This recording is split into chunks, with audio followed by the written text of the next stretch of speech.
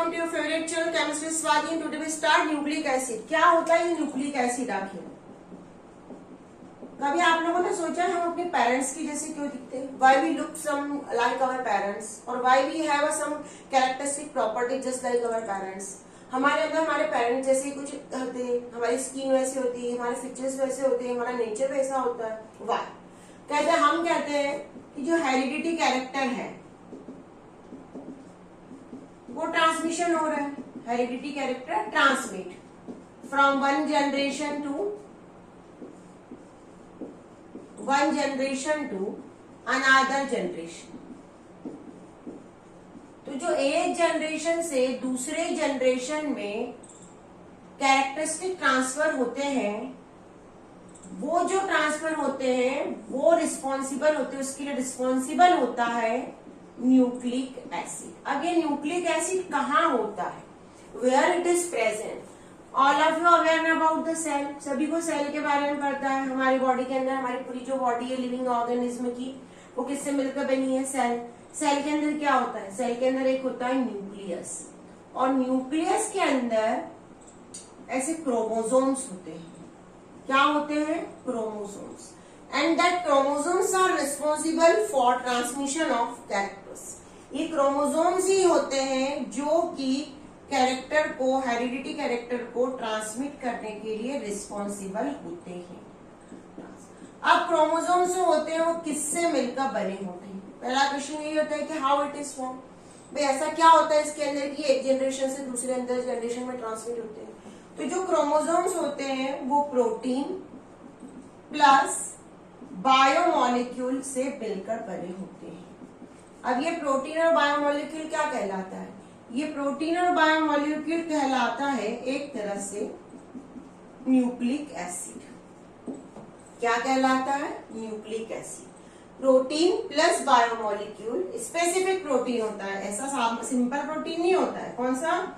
एक specific protein plus biomolecule का कुछ कंपाउंड कंटेंट, ये कहलाता है न्यूक्लिक एसिड।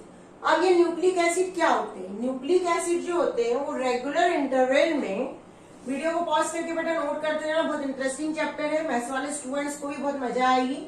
हम उसको इतना इजी करके पढ़ेंगे कि आपको लगेगा कि क्या पढ़ रहे, क्या मजेदार चीज है। तो इतना अच्छे से उसको करो प्रिपेयर, क्योंकि मैंने देखा है कि मैथ्स के स्टूडेंट्स इस चैप्टर का ये टॉपिक तो बहुत स्पेशली छोड़ ही देते हैं। उनकी तो यह होता है मैम समझ में नहीं आ रहा तो क्या पढ़े। हम इतना उसको इंटरेस्टिंग बना के पढ़ने की कोशिश करेंगे।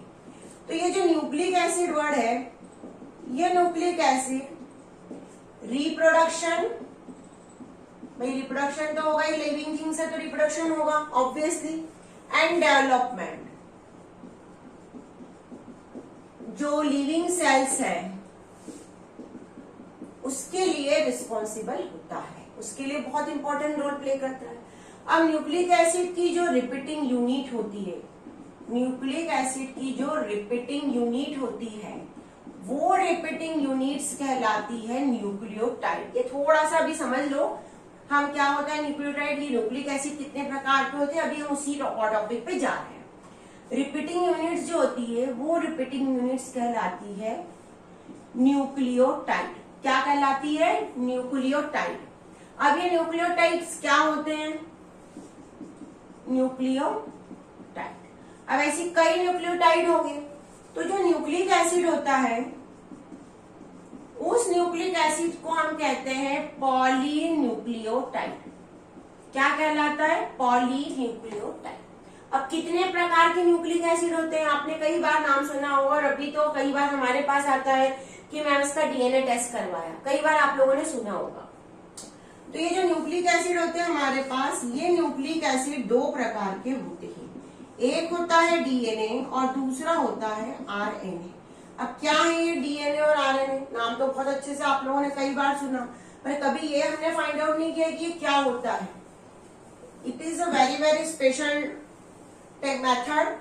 जब हमारे किसी को, हमको अपना टेस्ट किसी से पता करना होता है कि जैसे कि किसी का बच्चा गुम जाता है या किसी की डेथ हो जाती है, फाइंड आउट नहीं हो पाता बॉडी, तो वहां पे डीएनए टेस्ट करवाया जाता है। डीएनए टेस्ट इसलिए करवाया जाता है कि डीएनए का कुछ पार्ट क्या होता है पेरेंट्स से बच्चों में आता है, कंफर्मली।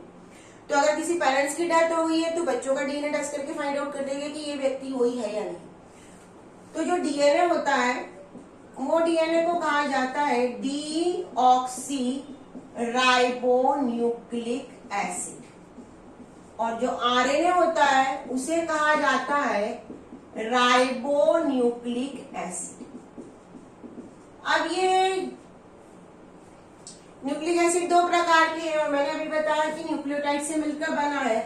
तो फिर हमारा न्यूक्लियोटाइड या डीएनए जो होता है वो कितने प्रकार किससे बनकर बना होता है, न्यूक्लिक एसिड के कंपोनेंट क्या होते हैं। अब हमारा क्वेश्चन है कि वो कैसे बना होता है।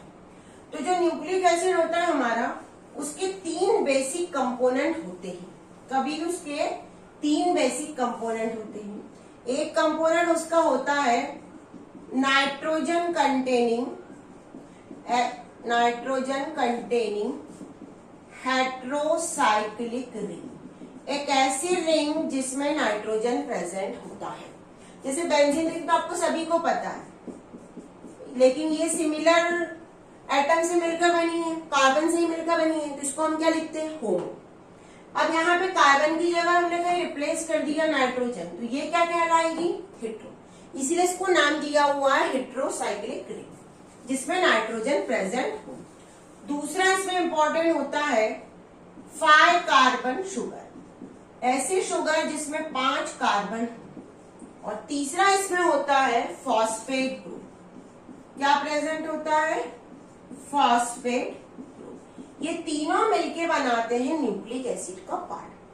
अब ये नाइट्रोजन कंटेनिंग हेट्रोसाइक्लिक रिंग क्या होती है। जो नाइट्रोजन कंटेनिंग हेट्रोसाइक्लिक रिंग होती है वो रिंग 2 टाइप की होती है, या तो सिंगल रिंग या तो डबल फ्यूज्ड रिंग। तो हम एक एक को पूरा डिटेल में पढ़ते हैं।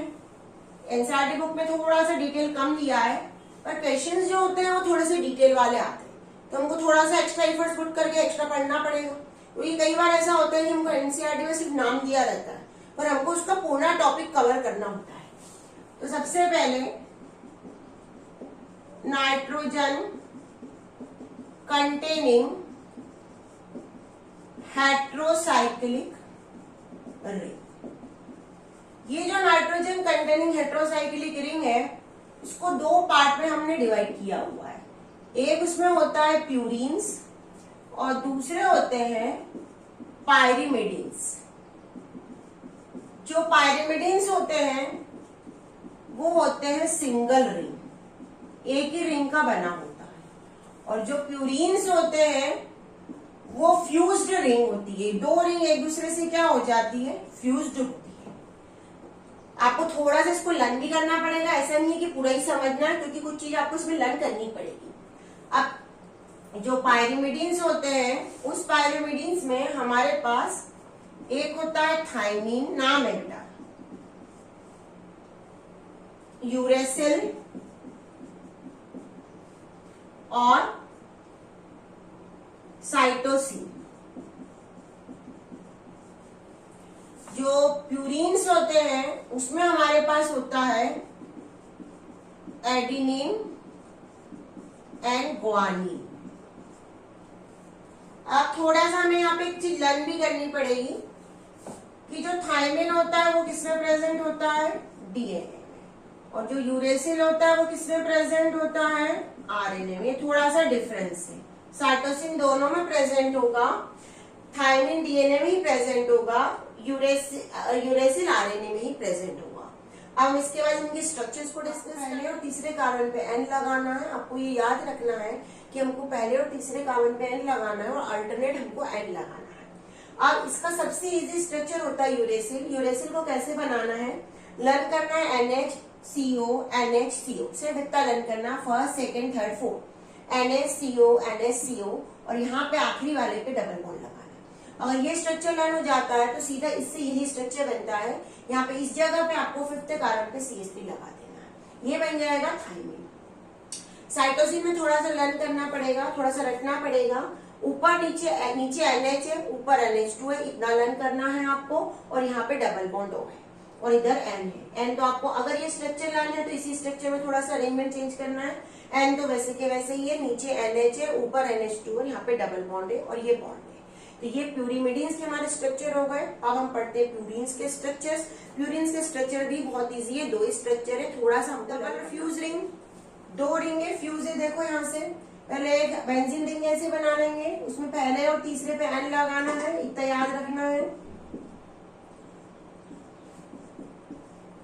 उसके बाद दूसरी रिंग पेंटागोनल अटैच करवाएंगे, मैंने नंबरिंग की है, नंबरिंग अगर नहीं याद होती कोई भी बात नहीं। उसके बाद जो पेंटागोनल रिंग है उसमें नीचे की और NH लगाना है, और ऊपर यहाँ पे कॉर्नर पे N, यहाँ पे डबल बॉन्ड अल्टरनेट और यहाँ पे एक double bond. That is the basic structure of purines. ये प्यूरिन का बेसिक स्ट्रक्चर है। ये स्ट्रक्चर अगर लर्न हो जाता है तो हमको एडेनिन और ग्वानिन बनाते बहुत जल्दी आ जाएंगे। इस स्ट्रक्चर में जो ऊपर वाला हमारा 4th कार्बन है वहां पे सिर्फ NH2 लगा देंगे हम, तो हमको मिल जाएगा एडेनिन। वापस मैं बोल रही हूँ, प्यूरिन्स का स्ट्रक्चर लर्न करने के ट्रिक है, पहले हेक्सागोनल बनाओ, उसके अटैच करवा के पेंटागोनल बना लो। पेंटागोनल में नीचे वाले साइड में NH लगाना है, यहाँ पे जो वाला कॉर्नर है उस पे N लगाना है, यहाँ पे डबल बॉन्ड लगाना है और यहाँ पे अल्टरनेट डबल बॉन्ड लगाना है। फर्स्ट और थर्ड कार्बन पे आपको क्या अटैच करवाना है? नाइट्रोजन। फर्स्ट, थर्ड, 7, 9 पे नाइट्रोजन है, इतना लर्न करना। अगर ये लर्न हो जाएगा तो एडेनिन बन जाएगा। इसमें से यहाँ पे 4th वाले कार्बन पे NH2 रिंग को फिर उठा के यहाँ पे रख दो, हमने रख दिया। यहाँ पे जहाँ पे NH2 लगाया था 4th कार्बन पे, यहाँ पे डबल बॉन्ड और लगा दो। इस रिंग में कुछ भी चेंज नहीं करना, वैसे के वैसे लिखना है। इस रिंग में थोड़ा सा चेंज करना है, यहाँ पे जो सेकेंड वाला कार्बन है उस पे NH2 लगाना और इधर NH लगाना। यहाँ पे जो N था, N की जगह क्या लगा दोगे? NH। जब NH आ जाएगा तो यहाँ का डबल बॉन्ड हट जाएगा और यहाँ पे NH2 आ जाएगा। इतना चेंज। ये हमने पूरे प्यूरिन्स और पूरे पायरिमिडीन्स पढ़ गए। अब हमारे पास 5 डेज कार्बन शुगर मैंने लिखा है कि भाई सेकंड पार्ट हमारा क्या है? सेकंड पार्ट हमारे स्ट्रक्चर का कंपोनेंट का है 5 days carbon sugar. 5 carbon sugar का मतलब है कि ऐसा शुगर जिसमें 5 कार्बन हो। तो जब 5 कार्बन शुगर जो होता है सेकेंड 5 कार्बन शुगर, उसमें हम यूज करते हैं राइबोस शुगर। क्या यूज करते हैं? Ribose sugar. अब यहाँ पे राइबोस शुगर जो होती है वो 2 प्रकार की होती है। पहले मैं स्ट्रक्चर बना रही हूँ, ध्यान से स्ट्रक्चर देखो, क्योंकि स्ट्रक्चर ही आपको समझ में आते नहीं है। मैंने 5 कार्बन की एक चेन 5 कार्बन बना के मैंने देखो कैसे किया। बीच में एक पहले ऑक्सीजन बना लो, इधर से ऐसा, इधर से ऐसा, फिर ये ऐसा, इधर से भी ऐसा और ये ऐसा। That is the first, second, third, fourth, और यहाँ पे कार्बन बनेगा CH2OH। ये बनेगा हमारा 5th कार्बन। नंबरिंग आपको इसमें बहुत अच्छे से लर्न करनी है, फर्स्ट, सेकेंड, थर्ड, फोर्थ। अब यहाँ पे 4th वाले कार्बन में नीचे H आ जाएगा, सेकेंड और थर्ड कार्बन में यहाँ पे OH नीचे आएगा और H ऊपर आएगा। ये जो स्ट्रक्चर इसका नाम है beta D ribose sugar. Beta, alpha beta पता है आपको, डेस्ट्रो रोटेटेड इसलिए डी। अब हम लिखेंगे एक और शुगर बनाएंगे, इसमें ध्यान देना इधर।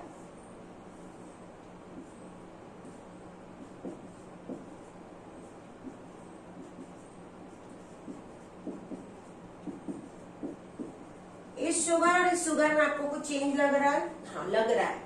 यहाँ पे सेकंड में OH अटैच और H अटैच है, यहाँ पे सेकंड पोजीशन में O हट गया है।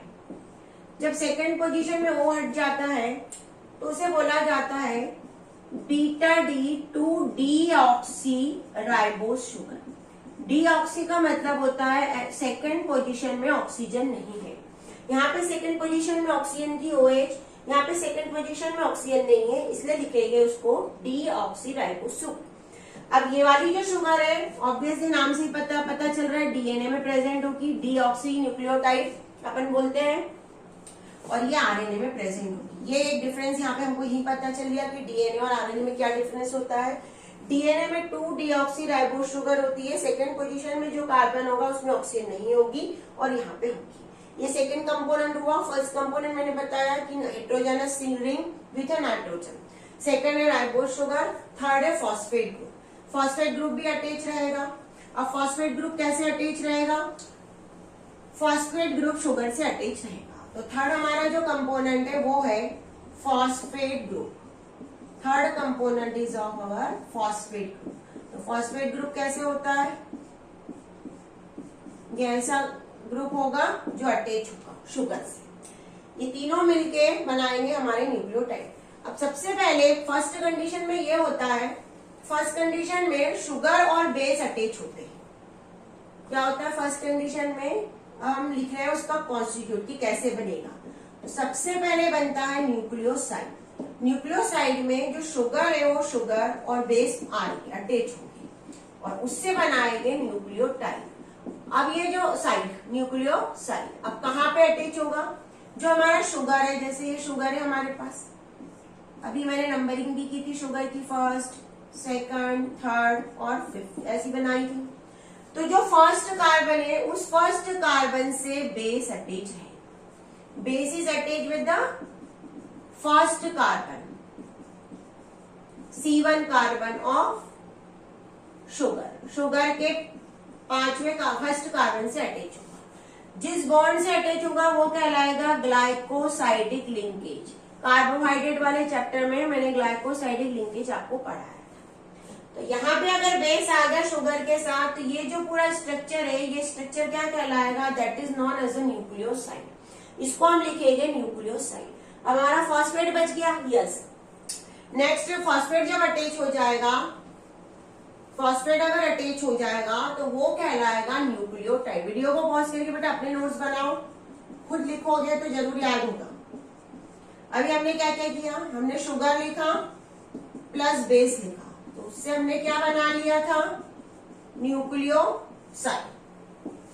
Sugar plus base plus phosphate group, क्या फॉस्फेट ग्रुप इससे अटैच हो गया तो उससे क्या बनेगा, न्यूक्लियोटाइड। अब ये फॉस्फेट ग्रुप कहाँ अटैच होगा, कौन से कार्बन से अटैच होगा, ये भी हमको पता होना चाहिए, बहुत इंपॉर्टेंट है। तो हम इसका स्ट्रक्चर देखते हैं, पहले आपको स्ट्रक्चर बता देते हैं। जैसे ये हमारा स्ट्रक्चर है, अभी हमने कहा यहाँ पे बेस अटैच है, ये फर्स्ट, सेकेंड, थर्ड, फोर्थ और ये फिफ्थ। फिफ्थ कार्बन में हमने क्या अटैच करवाया था, CH2OH अटैच करवाया था। तो जो फॉस्फेट ग्रुप है वो यहाँ पे अटैच होगा, कौन से कार्बन से अटैच होगा, यहाँ पे हमारा फिफ्थ कार्बन है, ये फिफ्थ कार्बन से अटैच हो जाएगा फॉस्फेट। जब ये फिफ्थ कार्बन से अटैच हो जाएगा फॉस्फेट, तो ये जो स्ट्रक्चर बनेगा हमारा, that structure is known as a nucleotide. इसी को हम लिखेंगे न्यूक्लियोटाइड। शुगर के फर्स्ट कार्बन से क्या अटैच है, बेस। अगर बेस सिर्फ अटैच हो जाए तो क्या बनेगा, न्यूक्लियोसाइड। अगर उससे फिफ्थ कार्बन से फॉस्फेट अटैच हो जाएगा तो उससे क्या बन जाएगा, न्यूक्लियोटाइड। यहां तक हम पहुंच गए। अब हमको पढ़ना है कि आगे चेन कैसे बनेगी, स्ट्रक्चर कैसे दिखेगा हमको न्यूक्लियोटाइड। हमको न्यूक्लियोटाइड हमने बना लिया, हमने कहा कि न्यूक्लियोटाइड क्या होता है, बेस होती है प्लस शुगर होती है प्लस फॉस्फेट ग्रुप होता है। तो एग्जैक्ट इसका स्ट्रक्चर कैसे दिखेगा, और जो न्यूक्लियोसाइड है उसका कुछ नाम वाम होगा कि नहीं। अगर हमने बना लिया न्यूक्लियोसाइड तो क्या नाम होगा, कुछ नाम देना पड़ेगा हमको। तो अगर हमारा एडिनिन से बना है, एडिनिन से बना है न्यूक्लियोसाइड, तो क्या होगा नाम उसका,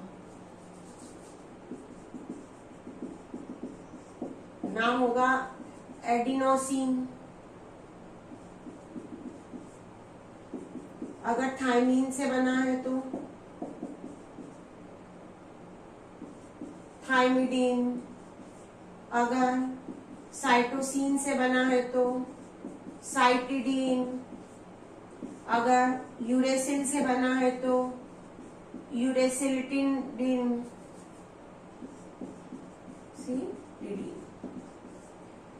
अगर ग्वानिन से बना है तो क्या होगा, ग्वानोसिन। ये न्यूक्लियोसाइड है हमारे, दैट इज अ न्यूक्लियोसाइड। हमको याद तो करना ही पड़ेगा।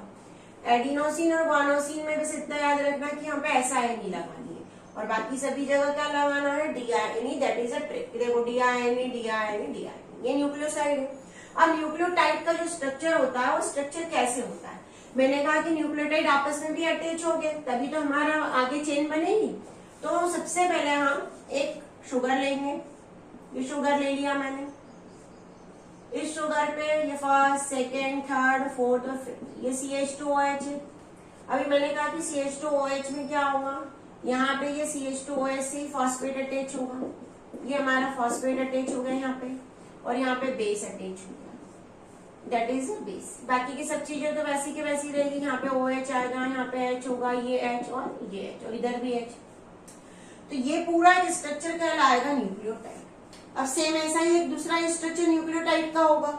फिर दोनों न्यूक्लियोटाइड आपस में कैसे अटैच होंगे, तो दोनों न्यूक्लियोटाइड में आपस में अटैचमेंट में आपको ये याद रखना है कि जो शुगर का थर्ड कार्बन है उससे फॉस्फेट अटैच होगा और फॉस्फेट से फिफ्थ कार्बन से ये अटैच। जो शुगर है उसका थर्ड कार्बन, उससे क्या अटैच होगा, फॉस्फेट। फॉस्फेट से फिफ्थ कार्बन कहाँ, दूसरे शुगर का। पहली शुगर ये है हमारी फर्स्ट, ये दूसरी। तो दोनों न्यूक्लियोटाइड इस वे में अटैच होंगे। तो थर्ड एस और 5' कार्बन के बीच में फॉस्फेट आया, तो ये 3' और 5' कार्बन के बीच में जो फॉस्फेट के द्वारा बॉन्ड बनेगा 3' 5' और बीच में क्या आ रहा है, फॉस्फेट, और यहाँ पे बनेगा 5' कार्बन। ये जो बॉन्ड है इसको कहेंगे फॉस्फोडाइएस्टर लिंकेज, जिससे कि एक न्यूक्लियोटाइड दूसरे न्यूक्लियोटाइड से अटैच होगा। न्यूक्लियोटाइड, आपको ये कई बार एग्जाम में क्वेश्चन आएगा, तो nucleotide attached together by phosphodiester linkage 3' carbon of one sugar and 5' carbon of another sugar. यहाँ पे ये तीन है, देखो मैं यहीं के यहीं सिखा दे रही हूँ आपको, आप ध्यान दो, ये आप पूरा अच्छे से समझ लो कि कैसे बोला है मैंने। जैसे एक हमारा ये स्ट्रक्चर है न्यूक्लियोटाइड, अब मुझे दूसरा इससे अटैच करवाना है, ये 3' कार्बन है। हाँ, अब इस 3' कार्बन से ध्यान दो इधर, ये phosphate,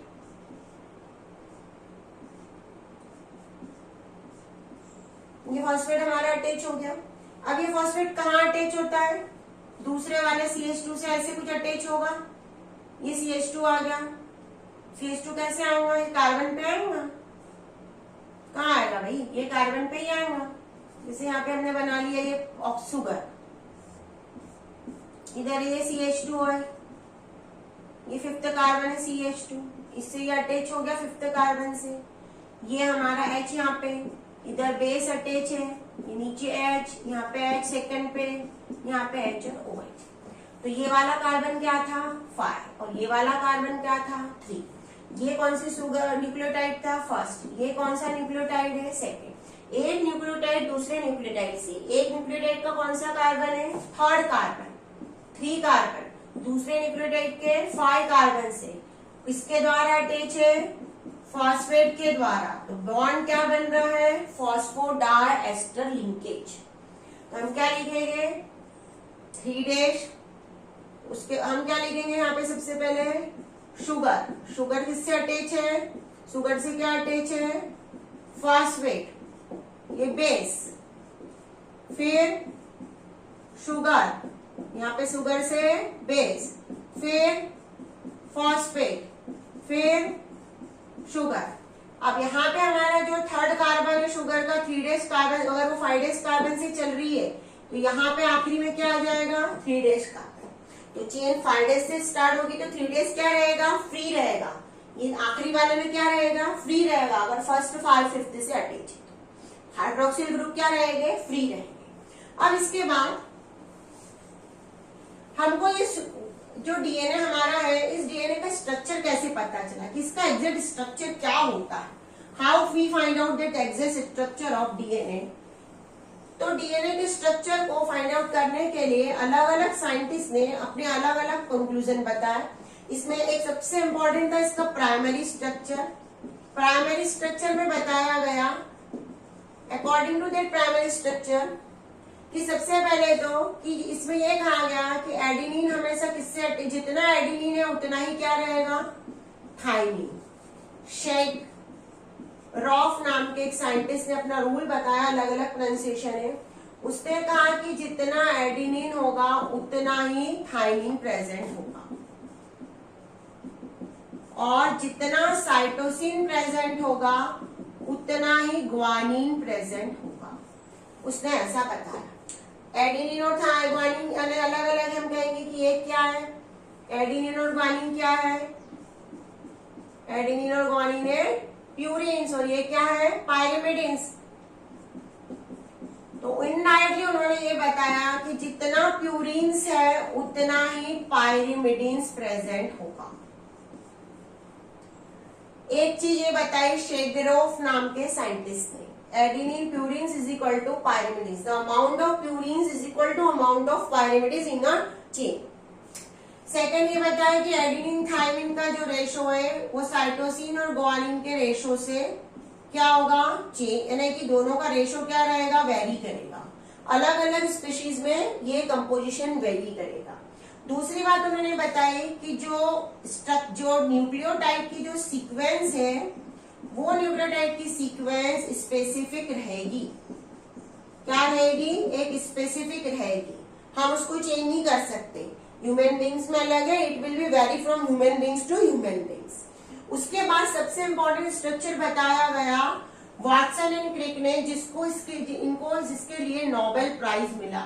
Watson and Crick are the scientist who got the Nobel prize for the find out the structure of DNA. Watson and Crick structure, इनको इसके लिए नोबेल प्राइज भी मिला। उन्होंने कौन सा स्ट्रक्चर दिया, डबल हेलिकल स्ट्रक्चर दिया।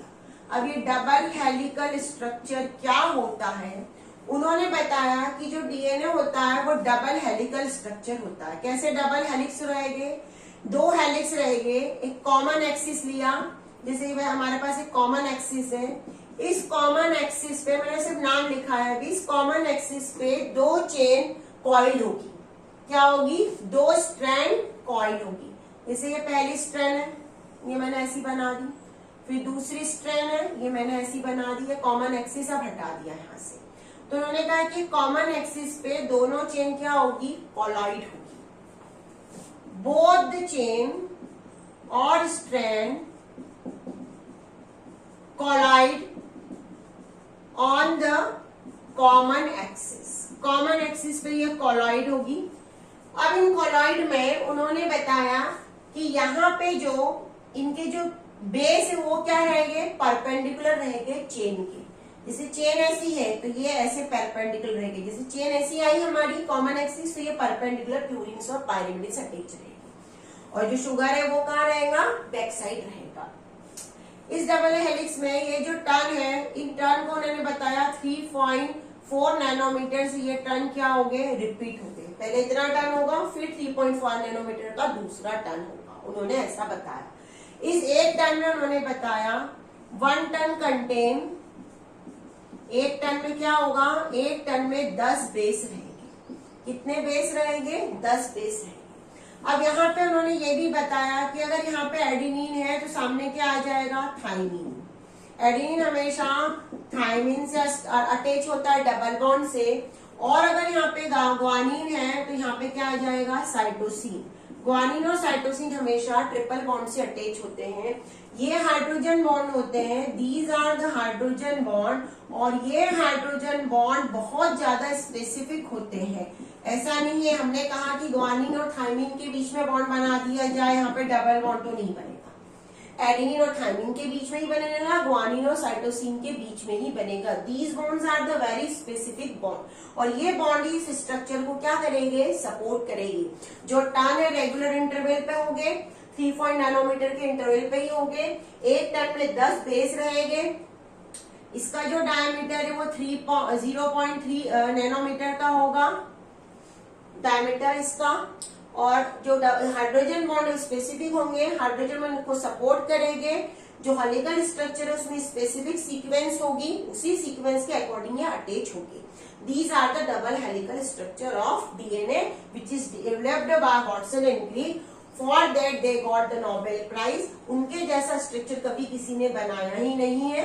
उसके बाद उन्होंने ये भी बताया कि एक चेन अगर, जैसे हमने कहा कि ये चेन है, अभी जैसे मैंने बिना उसकी बताई, एक चेन अगर 3 से, जैसे ये वाली चेन 3 डेज एंड से हो रही है तो इसका एंड क्या होगा, 5 डेज। तो दूसरी चेन कैसी आ जाएगी, 5 डेज वाली आएगी अटैचमेंट के लिए। तो both the chain are, both the strands are complementary to each other. Both the strands are complementary to each other. एक डिसाइड करेगी कि कौन सा होगा। एक अगर 3 डेज, अभी आपको बताया 3 डेज से 5 डेज कार्बन चलेगी, तो दूसरी 5 डेज से 3 डेज कार्बन ही चलेगी। ये चेन एडेनिन अगर है तो क्या आएगा थाइमिन, ग्वानिन है तो क्या आ जाएगा साइटोसिन। ये फिक्स है। उसके बाद उन्होंने कहा कि अगर हम इन चेन को सेपरेट कर सकते क्या, तो अगर हमने इनको हीट किया थोड़ा सा तो उस ये चेन क्या हो जाती है सेपरेट हो सकती है। लेकिन अगर उसको वापस कूल कर दिया तो क्या हो जाएगा चेन वापस आ जाएगी। अब ये जो डीएनए है, जैसे हमारी बॉडी के अंदर ऐसा स्ट्रक्चर डीएनए का होता है। जब हमारी बॉडी के अंदर ऐसा होता है और जब रिप्रोडक्शन होने वाला होता है तो ये चेन ऐसी सेपरेट हो जाती है दो। अब ये चेन में एडेनिन, थाइमिन, ग्वानिन, साइटोसिन है, तो दूसरा उसके सामने वाली जो चेन आएगी डिसाइड कर देगा कि आने वाला क्या अटैच होगा। तो एक चेन अगर ऐसी है, एडेनिन है, थाइमिन है, ग्वानिन है, साइटोसिन है, तो दूसरे में यहाँ पे थाइमिन आ जाएगा, यहाँ पे एडेनिन आ जाएगा, यहाँ पे ग्वानिन और यहाँ पे साइटोसिन। ऐसा तो एक चेन दूसरी चेन की क्या होगी रेप्लिका होगी, कॉम्प्लीमेंट्री होगी, डिसाइड कर देगी कि इसके सामने आने वाला क्या होगा। डीएनए का डुप्लीकेशन इसी को कहते हैं। एक चेन डिसाइड करेगी कि दूसरा उसके साथ कॉइल जो अटैच होगा वो कैसा होगा, that is a replication. Second जो आरएनए जो होता है प्रोटीन, ये क्या करते हैं स्पेसिफिक प्रोटीन का सिंथेसिस करते हैं, जो कि हेरिडिटी कैरेक्टर को क्या करते हैं ट्रांसमिट करते हैं। प्रोटीन का सिंथेसिस एडेनिन को बनाएगा, ग्वानिन को बनाएगा, साइटोसिन को बनाएगा। एक स्पेसिफिक चेन ही डिसाइड करेगी कि अगली चेन उसके साथ कैसी बनेगी, उसी के हिसाब से प्रोटीन बनेगा और उसी के हिसाब से चेन बनेगी। तो that is a complete DNA and RNA. RNA का सिंगल हेलिकल स्ट्रक्चर होता है, जैसे डीएनए हमने कहा डबल हेलिकल स्ट्रक्चर। ये क्या है डबल हेलिकल स्ट्रक्चर है। तो ये क्या है सिंगल हेलिकल स्ट्रक्चर। ये क्या करता है हेरिडिटी कैरेक्टर को ट्रांसमिट करता है कि हेरिडिटी कैरेक्टर कैसे बनेंगे, ये एक जनरेशन से दूसरे जनरेशन में उसको ट्रांसमिट करेगा। ये प्रोटीन के सिंथेसिस में फॉर्मेशन में पार्टिसिपेट करेगा। उसके बाद अभी अपन ने बोला था इसके अंदर डीऑक्सीराइबोस शुगर होगी और इसके अंदर सिर्फ राइबोस शुगर होगी। It contain only ribose sugar. इसके अंदर यूरेसिल प्रेजेंट होगा, मैंने बताया था। एक के अंदर यूरेसिल होगा, एक के अंदर क्या हो जाएगा थाइमिन प्रेजेंट होगा। तो these are the some basic difference about DNA and RNA. कई बार एग्जाम में हमको आ जाते हैं, तो आपको ये पढ़ना है। इसको बहुत अच्छे से पढ़ते रहिए। अगर कोई डाउट है तो कमेंट बॉक्स आपके लिए खुला हुआ है, अपने कमेंट्स इसमें डालिए।